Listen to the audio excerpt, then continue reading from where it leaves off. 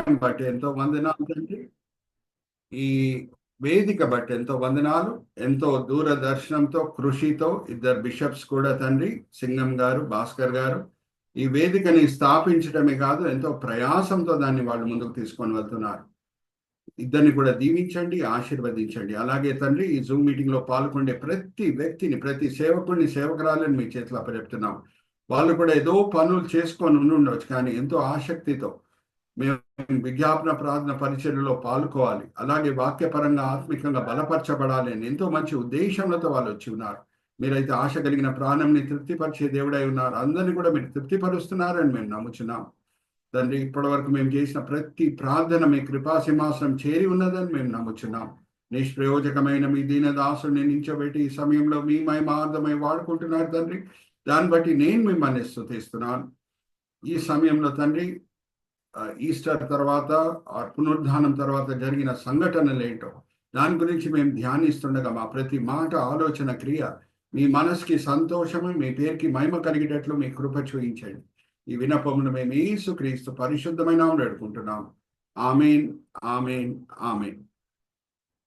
అయితే నేను ఒక స్మాల్ క్వశ్చన్ అడిగేసి ముందుకు వెళ్తానండి. Chandu brother, you can display all of us. ఈ వ్యక్తి ఎవరు? నేను చూపించే వ్యక్తి లెఫ్ట్ సైడ్ అన్మ్యూట్ చేసుకొని చెప్పాలి. నవ్వు వస్తుంది కదా, ఆయన చూస్తేనే అందరికి నవ్వు వస్తుంది. Chandu brother, you can display the slide. Who is this person on the left hand side? Charlie Chaplin. Very good, right answer, Bhaskar గారు. అయితే ఇంకొక క్వశ్చన్ కూడా నేను అడుగుతాను. రైట్ సైడ్ లో ఎంతో మంది ఏదో డ్రెస్ వేసుకొని ఉన్నారు. ఇక్కడ చూడండి, చందు బ్రదర్ కూడా చూపిస్తున్నారు చూడండి, రైట్ సైడ్ కర్సర్ పెట్టి ఎంతో మంది డ్రెస్ వేసుకొని కనిపిస్తున్నారు. వాళ్ళందరూ ఎవరిలక్క డ్రెస్ చేసుకున్నట్టు అది కూడా అడుగుతారు. చాలా వెరీ గుడ్ భాస్కర్ గారు, రైట్ ఆన్సర్. ఇప్పుడు నేను ఒక చిన్న మీకు నవ్వొచ్చే సంఘటన అది పంచుకొని ముందుకు వెళ్తాను. అది ఏమనగా, చార్లీ చాప్లిన్ చాలా ఫేమస్ అయినప్పుడు ఒక 120 సంవత్సరాల క్రితం చాలా పాపులారిటీ అయినది ఉన్నప్పుడు యూరోపా ఖండంలో, అమెరికా ఖండంలో Charlie Chaplin look alike contest start అయినాయి. లుక్ అలైక్ కాంటెస్ట్ అంటే మీకు తెలుసు, ఆ కాలంలో అదే రియాలిటీ షో. టీవీస్ ఆ కాలంలో లేవు. ఒక స్టేజ్ ఉండేది, చార్లీ చాప్లిన్ వలె చాలా మంది డ్రెస్ వేసుకొని వచ్చేవారు. ఇంకా జడ్జెస్ ఉండేవారు, ఇంకా పెద్ద క్రౌడ్ ఉండేది. ఆ స్టేజ్ మీద అందరు చార్లీ చాప్లిన్ వలె నటించేవారు. అక్కడ ఉన్న జడ్జెస్ వాళ్ళ పర్ఫార్మెన్స్ ని చూసి first prize, second prize, third prize ఇచ్చేవారు. ఇదంతా కూడా నిజంగా జరిగింది, మనం గూగుల్లో కూడా రీచెక్ చేసుకోవచ్చు. అయితే మనకి ఆశ్చర్యం పుట్టించే ఒక సంఘటన ఏంటంటే, 1910లో శాన్ ఫ్రాన్సిస్కో అనే పట్టణంలో, అమెరికాలో, అందరికి కూడా తెలుసు శాన్ ఫ్రాన్సిస్కో అమెరికా దేశంలో ఉంది. ఆ పట్టణంలో Charlie Chaplin look alike contest నడిచే సమయంలో నిజమైన చార్లీ చాప్లిన్ ఎవరికి తెలవకుండా, క్రౌడ్కి తెలవకుండా, వేరే కంటెస్టెంట్స్కి తెలవకుండా, జడ్జెస్కి కూడా తెలవకుండా ఆ రియల్ చార్లీ చాప్లిన్ ఆ లుక్ అలైక్ కాంటెస్ట్ లో పాల్గొన్నాడు. ఆశ్చర్యం పుట్టించే విషయం ఏంటంటే, నిజమైన చార్లీ చాప్లిన్ కి థర్డ్ ప్రైజ్ కూడా దొరకలేదు.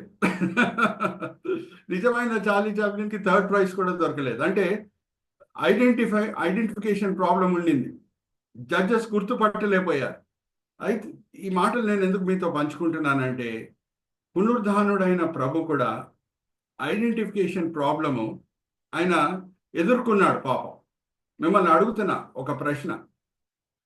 సమాధి తోటలో మగ్దలేన మరియా యేసుక్రీస్తు ప్రభువాన్ని మొదటిగా తోటమాలి అనుకుంటున్నదా, లేకపోతే యేసుక్రీస్తు ప్రభువాన్ని గుర్తుపట్టిందా? Give me an answer. Unmute చేసుకొని ఆన్సర్ ఇవ్వండి. మగ్దలేన మరియా వెంటనే గుర్తుపట్టిందా ప్రభుని, లేకపోతే తోటమాలి అనుకుందా? తోటమాలి అనుకుంది. Identification problem. అలాగే ఇమాయు గ్రామం వైపు నడుచుకొని వెళ్ళే ఇద్దరు శిష్యులు, వాళ్ళు యేసుక్రీస్తు ప్రభువుని గుర్తుపట్టారా? వెంటనే గుర్తుపట్టలేదు.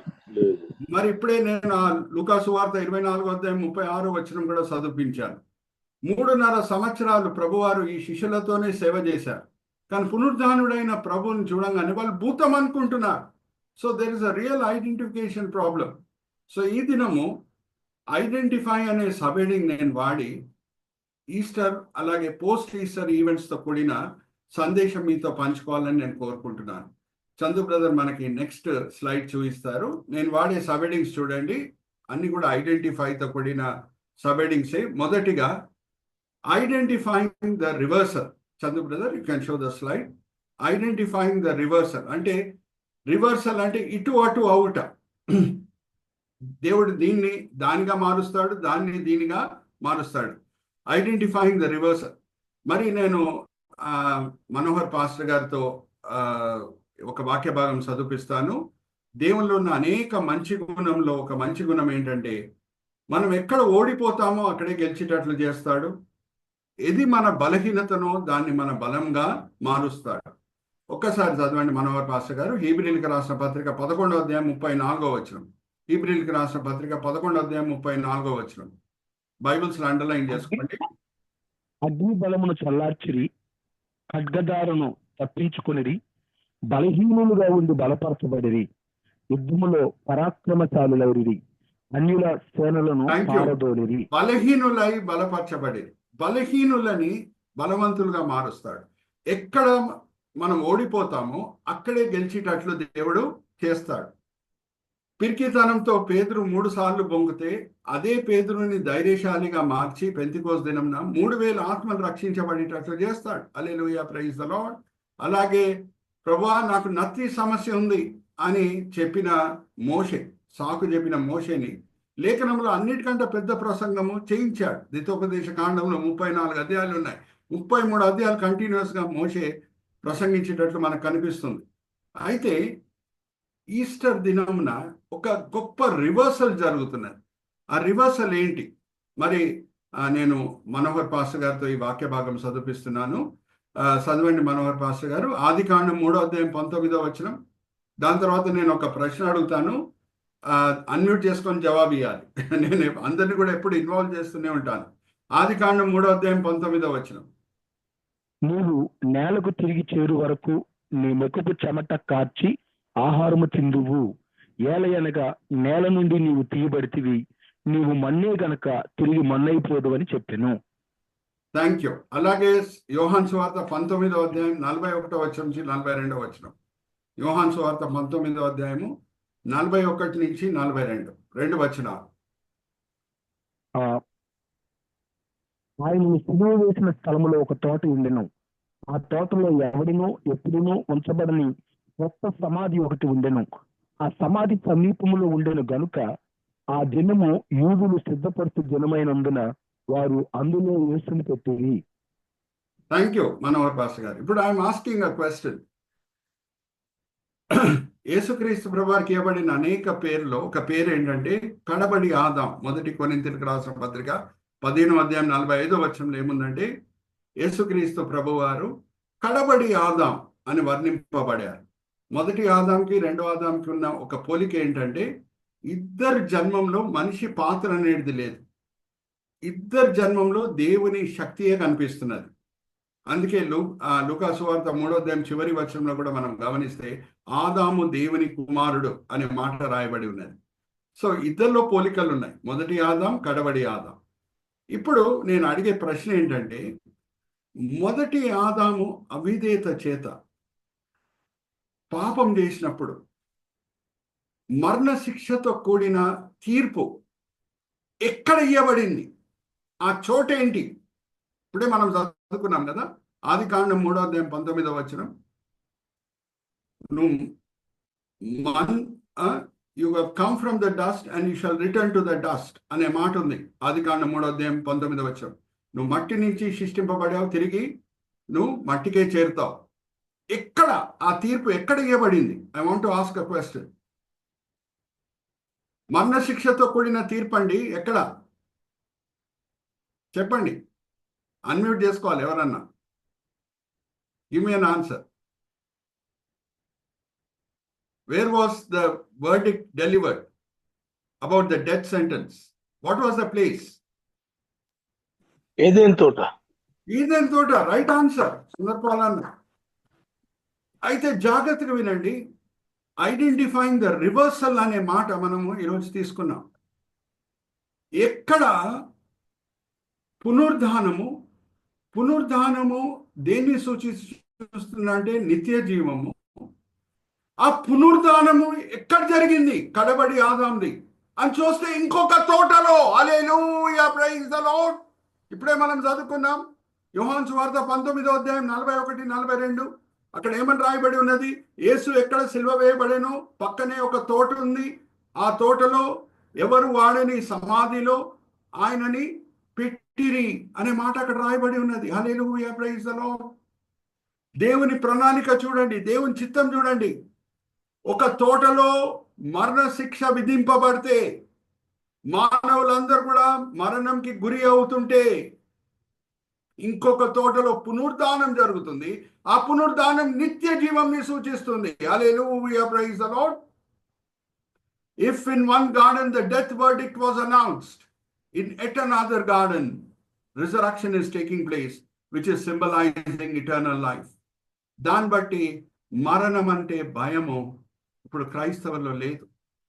యేసుక్రీస్తు ప్రభువు పునరుద్ధానుడై సమాధి మీద విజయం పొంది బయటకు వచ్చిన తర్వాత హీబ్రీయులకు రాసిన పత్రిక 2వ అధ్యాయం 14-15 వచనాలు మనం చదివితే అప్పటి వరకు మరణం అంటే భయపడిన వాళ్ళకి మరణం అంటే భయం పోయింది. ఎవరంటే అందరికీ కాదు. ఎవరు క్రైస్తవులై ఉన్నారు, ఎవరు యేసుక్రీస్తు ప్రభువుని సొంత రక్షకుడుగా అంగీకరించారో, ఎవరు ఆ పునరుద్ధాన శక్తిని ప్రతిదినం రుచి చూస్తున్నారో వాళ్ళకి మరణ భయం అనేది లేదు. సో ఫస్ట్ సబ్-హెడింగ్ ఏంటంటే ఐడెంటిఫైయింగ్ ద రివర్సల్. సెకండ్ ఏంటంటే identifying the resurrection power and identifying ourselves with the resurrection power. ఇక్కడ చూడండి, యేసుక్రీస్తు ప్రభువారు ఆయన ఇంకా పునరుద్ధానుడై సమాధి మీద విజయం పొంది బయటికి రాలేదు. ముందే ఏమంటున్నాడు? మార్తతో ఒక సందర్భంలో మాట్లాడుతూ లాజర్ సహోదరి అయిన మార్తతో అక్కడ లాజర్ సమాధి దగ్గర మాట్లాడుతూ ఏమని అంటున్నాడు? ఒకసారి చదువుదామా? Identifying the cause and effect and identifying the resurrection power and identifying ourselves with it. ఒకసారి చదవండి మనోహర్ పాస్టర్ గారు, యోహాను సువార్త 11వ అధ్యాయం 24-26. మార్త ఆయనతో అంత్య దినమున పునరుద్ధానమందు లేచునని ఎరుగుతున్నాను. అందుకు యేసు, పునరుద్ధానమును జీవమును నేనే. నా యందు విశ్వాసం ఉంచువాడు చనిపోయినను బ్రతుకును. నా యందు మనోహర్ గారు, ఇది మనం అందరం కూడా క్రైస్తవంగా సేవకులంగా తెలుసుకోవాలి. ఏమనంటే ఈస్టర్ దినంన యేసుక్రీస్తు ప్రభువు పునరుద్ధానుడై సమాధి మీద విజయం పొంది బయటికి వచ్చాను. దాన్ని బట్టి ఆయన పునరుద్ధాన శక్తి పొందలేదండి. ఆయన ముందే పునరుద్ధానుడు. ఈ మాటలు ఎక్కడ పలుకుతున్నాడు? లాజర్ సమాధి దగ్గర మార్తాతో. అప్పటికే యేసుక్రీస్తు ప్రభువు శిలువ మరణం పొందలేదు. నేనే పునరుద్ధానము, నేనే జీవం అని అంటున్నాడు. అంటే యేసుక్రీస్తు ప్రభువు సమాధి మీద విజయం పొంది బయటకు వచ్చాడు, అందుకు ఆయన పునరుద్ధాన శక్తి వచ్చిందని కాదు, కానీ ఆయన ముందే పునరుద్ధానుడు. హల్లెలూయా, ప్రైజ్ ద లార్డ్. ఆ పునరుద్ధాన శక్తి ఆయన దగ్గర ఆల్రెడీ ఉంది. హల్లెలూయా, ప్రైజ్ ద లార్డ్. అందుకే as Christian servants of God we should know what is the cause and what is the effect. దేని వలన ఏది జరుగుతుంది అనేది మనకు తెలిసి ఉండాలి.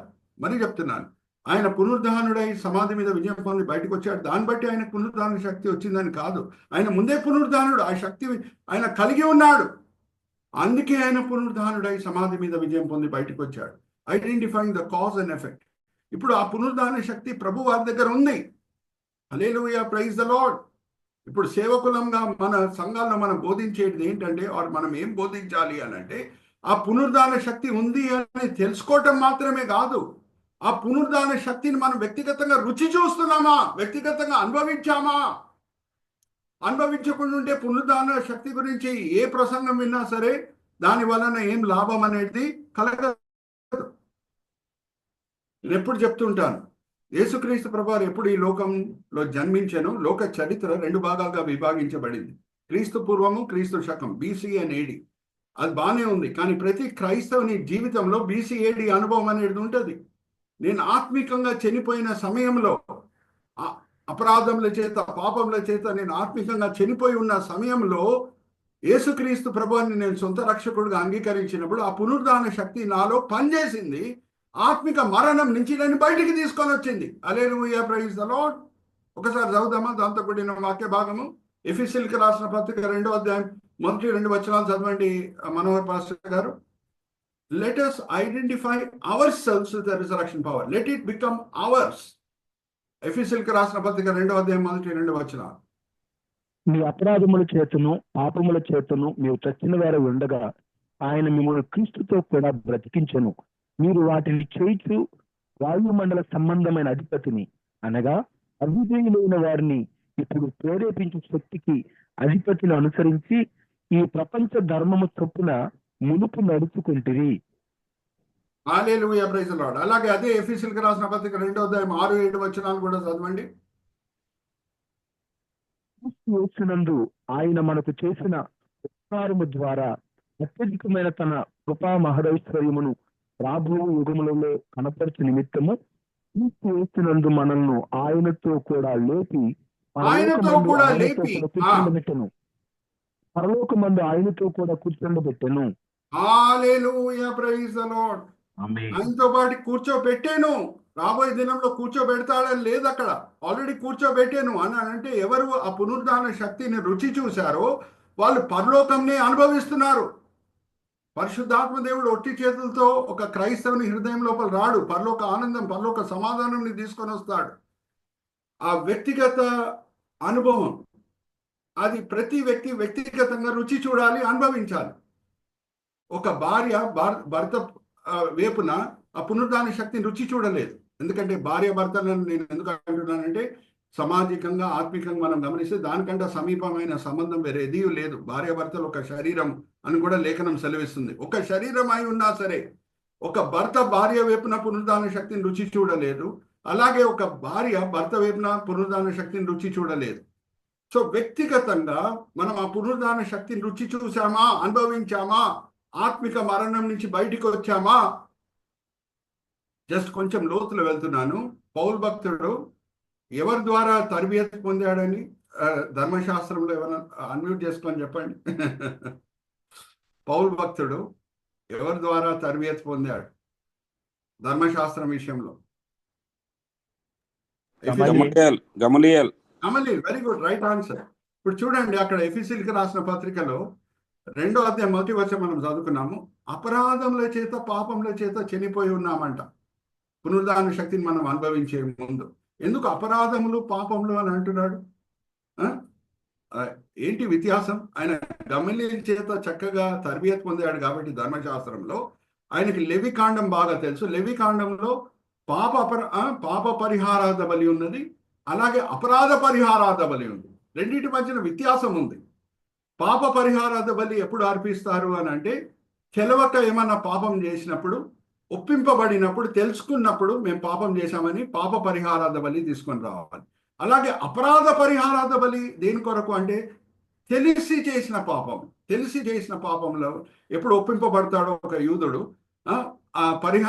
అపరాధ పరిహారార్థ బలి తీసుకొని రావాలి. అందుకే అపరాధ పరిహారార్థ బలి ఇస్ మోర్ కాస్ట్లీ దెన్ పాప పరిహారార్థ బలి. పాప పరిహారార్థ బలికి ఒక చిన్న గొర్రెపిల్లని తీసుకొని వస్తే సరిపోతుంది, కానీ అపరాధ పరిహారార్థ బలికి పెద్ద దూడని తీసుకొని రావాలి, అలా పొట్టేళ్ళని తీసుకురావాలి. It is very costly. ఎందుకంటే చేసిన పాపం, తెలిసి చేసిన పాపం కాబట్టి అది ఇంకా భయంకరమైన పాపం. జాగ్రత్త వినండి.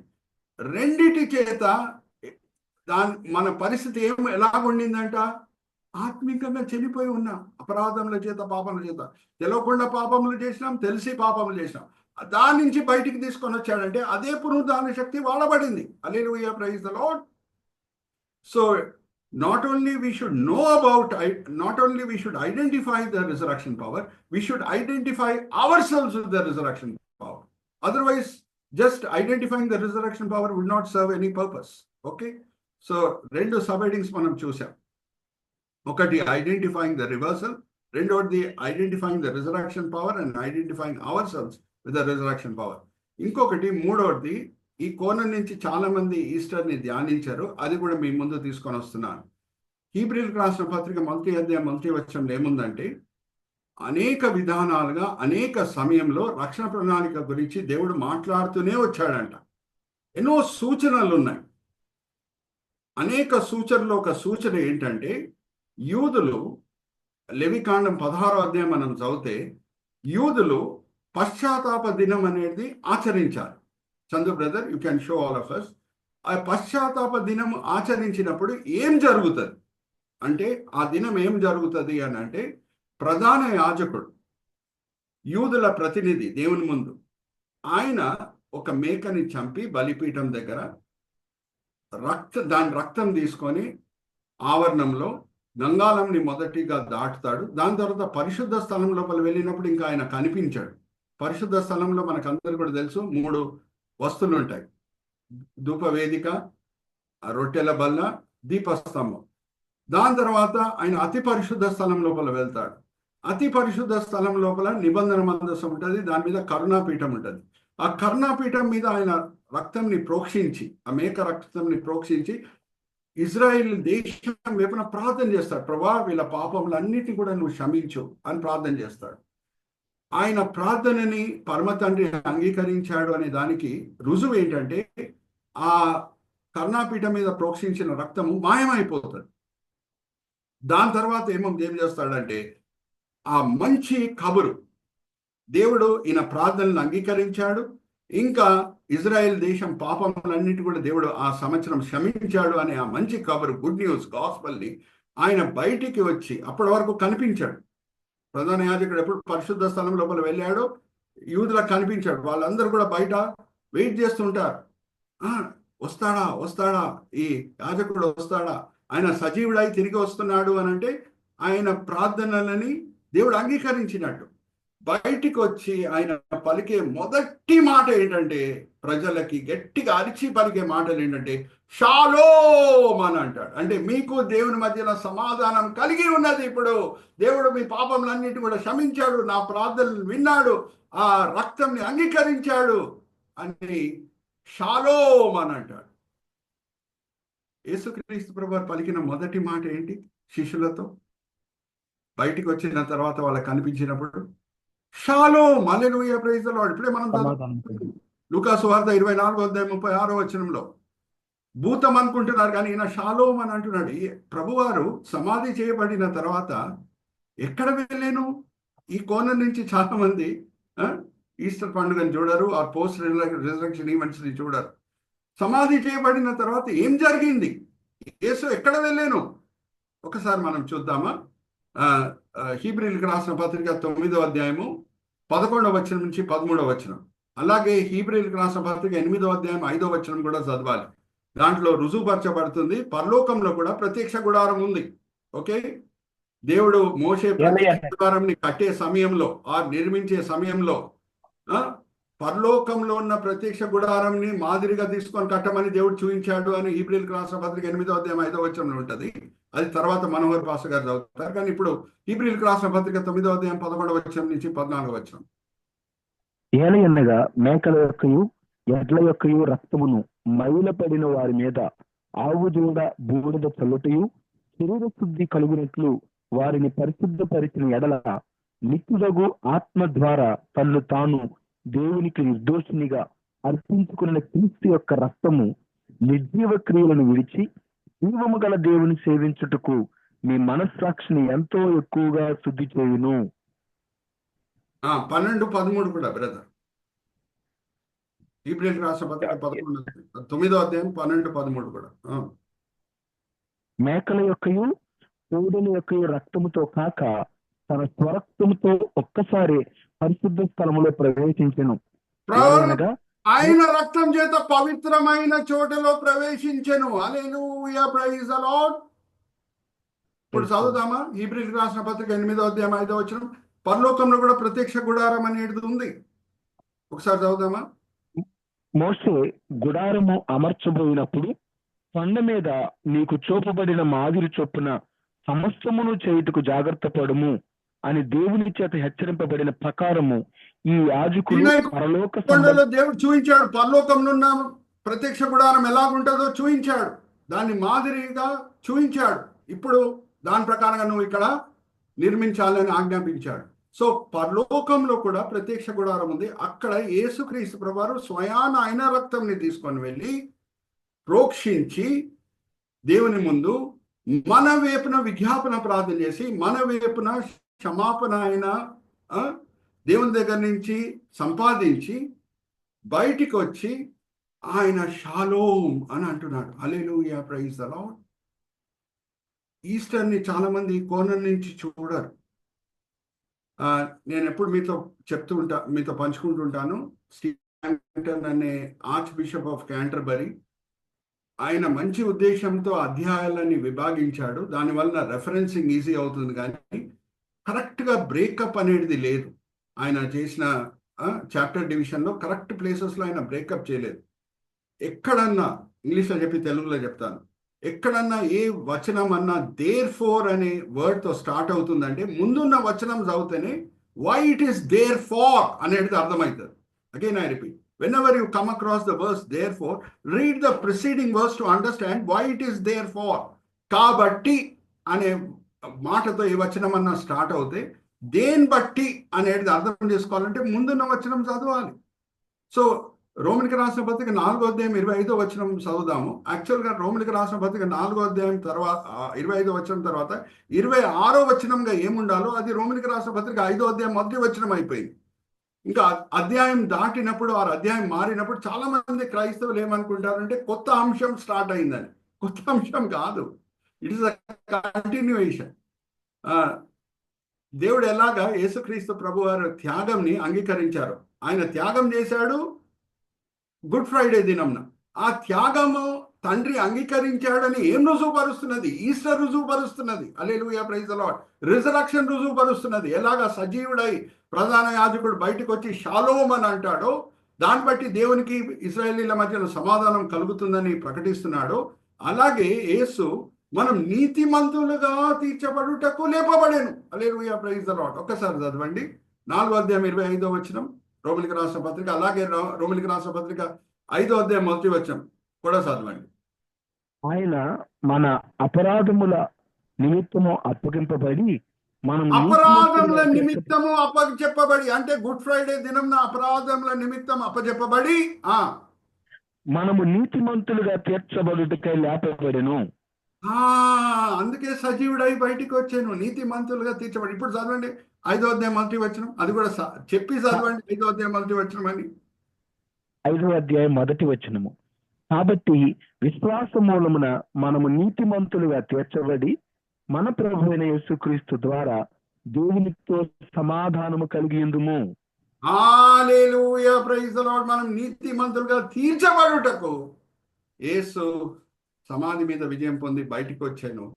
పలికిన మొదటి మాట ఏంటంటే షాలోమ్. అంటే ఆయన చేసిన త్యాగం గుడ్ ఫ్రైడే దినమున తండ్రి అంగీకరించాడనే రుజువు ఏంటంటే పునరుద్ధానం, Easter. Hallelujah, praise the Lord. కాబట్టి అనే మాట చూడండి 5వ అధ్యాయం మొదటి వచనం. Therefore now we have peace with God through Jesus who has sacrificed his life for us. Hallelujah, praise the Lord. Therefore అనే మాటతో స్టార్ట్ అవుతుంది చూడండి. So this is called identifying the completion of redemption plan.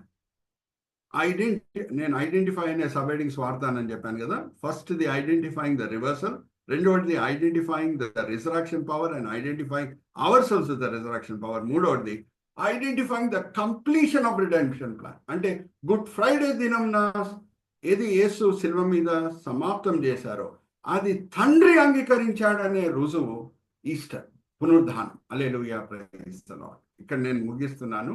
ఇంకా కొన్ని ఐడెంటిఫైతో కూడిన sub headings ఉన్నాయి. వచ్చే వారం మనం ధ్యానిద్దాం. అదంతా నేను తీసుకుంటే చాలా టైం అవుతుంది. ఈ దినం పోస్ట్ రిజరక్షన్ టైంలో మనం ఉన్నాం కాబట్టి ఈ 3 సబ్ హెడింగ్స్ మనం ధ్యానించాం. నేను చిన్న ప్రార్థన చేసి మరి ఆ ఫ్లోర్ బిషప్ సింగం గారికి అప్పచెప్తాను. తండ్రి, ఈ సమయం బట్టి ఎంతో వందనాలు, ఈ వేదిక బట్టి ఎంతో వందనాలు. బిషప్ సింగం గారు, భాస్కర్ గారు, వాళ్ళకి మీరు ఇచ్చిన దర్శనము భారం బట్టి ఎంతో వందనాలు. ఈ సిపిఎం పరిచర్య చేత సార్వత్రిక సంఘము ఆశీర్వదించబడుతుంది తండ్రి. అనేక ప్రార్థనలు మేము చేస్తున్నాం, అనేక ప్రార్థనలకి జవాబు కూడా మేము వింటున్నాం. ప్రత్యేకంగా ఈ దినం తండ్రి పద్మదయాకర్ గారి తల్లి గారు ఉపేంద్ర గారి కొరకు మేము అందరం సేవకులం కలిసి మెలిసి ప్రార్థన చేస్తున్నాం తండ్రి. ఎక్కడ 2-3 కలిసి ప్రార్థన చేసి ఏదన్నా బంధిస్తే మీరు కూడా బంధిస్తా అన్నారు. మేము విడుదల చేస్తే అది మీరు విడుదల చేస్తా అన్నారు. నజరేయుడైన యేసుక్రీస్తు నామంన మేమందరం సేవకులం కలిసి మెలిసి ఉపేంద్ర గారిని ఆ అనారోగ్యం నుంచి తండ్రి విడుదల చేస్తున్నాం. ఆ అనారోగ్యం నజరేయుడైన యేసుక్రీస్తు నామంలో బంధిస్తున్నాం. త్వరలో మేము పద్మదయాకర్ సహోదరి ద్వారా గుడ్ న్యూస్ వినేటట్లు, మా మమ్మీ కోలుకున్నది, పరిపూర్ణమైన ఆరోగ్యం తిరిగి ఆమె పొంది ఉన్నది, స్వస్థత పొంది ఉన్నది అని ఆమె సాక్ష్యం పలికేటట్లు తండ్రి మీ కృప చూపించండి. ఈ దినం తండ్రి మీరు మాతో అనేక ఈస్టర్తో కూడిన పోస్ట్ రిజరక్షన్తో కూడిన మాటలు మీరు మాతో పంచుకున్నారు. ఈ మాటలన్నీ కూడా తండ్రి మేము తోడు క్రైస్తవులతో పంచుకునేటట్లు మిమ్మల్ని ప్రోత్సహించండి. ఏమేం పాఠాలు మీరు నేర్పించారో అది మేము వినే వాళ్ళగానే కాకుండా అమలు పరిచే వాళ్ళని మమ్మల్ని అందరినీ సరిదిద్దండి. ఈ వినపములు మేము యేసుక్రీస్తు పరిశుద్ధమైన వేడుకుంటున్నాం. ఆమేన్, ఆమేన్, ఆమేన్.